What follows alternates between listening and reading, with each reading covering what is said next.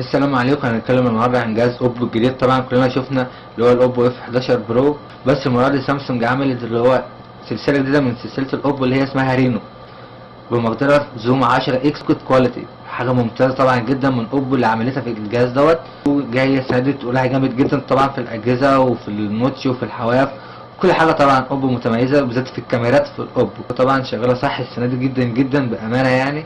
يبقى نشوف سعر. يلا بقى نبتدي. هنا في دبي حضر فريق رقم مؤتمر شركة أوبو للإعلان عن هاتفها الأحدث رينو، وأعلنت عن هاتف رينو مع تقريب بصري حتى 10 أضعاف. مراجعة سريعة. أعلنت أوبو عن تصميم الموبايل هنا ميكانيزم فيه جزء كده صغير بيطلع اللي هو فيه الكاميرات والفلاش وكل حاجة.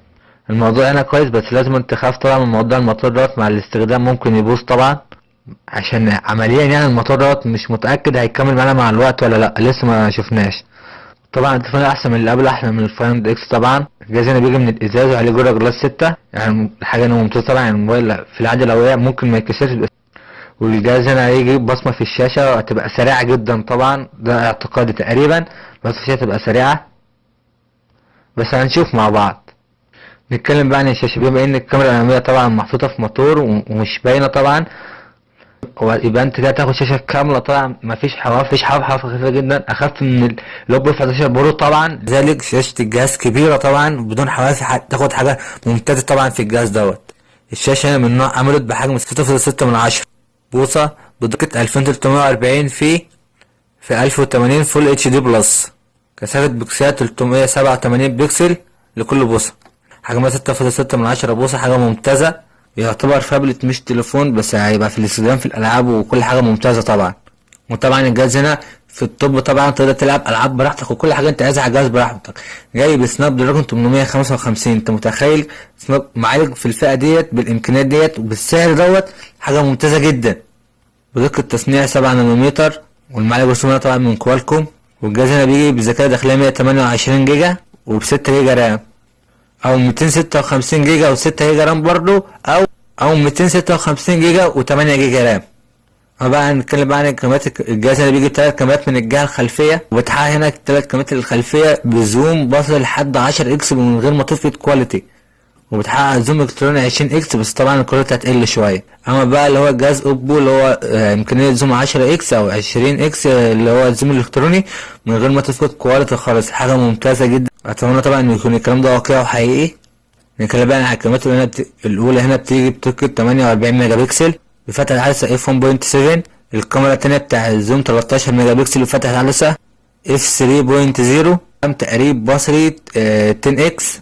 والتالتة بدقة 8 ميجا بكسل فتح عدسة 2.2. والكاميرا التالتة الترا وايد مش مسؤول عن العزل. الجهاز هنا بيصور بجودة ال 4K فيديوهات، الحاجة الممتازة طبعا، الحاجة الممتازة جدا جدا جدا جدا اللي هي في ال 4K طبعا. والجهاز سناب دراجون 855، حاجة ممتازة جدا جدا جدا بأمانة في الجهاز دوت، ويستحق طبعا. الجهاز طبعا فيه في الأوضاع العادية ال HDR والبانوراما، الجهاز في كل الأوضاع طبعا. للأسف طبعا الكاميرا الأمامية 16 ميجا بكسل بس، فتح العدسة بتاعتها اف 2.0، ودي اللي موجودة في السلايدر اللي بيطلع لفوق على شكل مثلث. اوبو كل سنة بتخترع سلايدر جديد في الأجهزة بتاعتها. متى بيصور فيديوهات بجودة ال HDR الفول اتش دي بلس. الجهاز هنا بيجي بأندرويد كلر او اس 6 اندرويد باي. التليفون فيه بصمة فيشة زي ما توقعنا طبعا، وفيه فيس انلوك طبعا، وكل حاجة موجودة في الجهاز.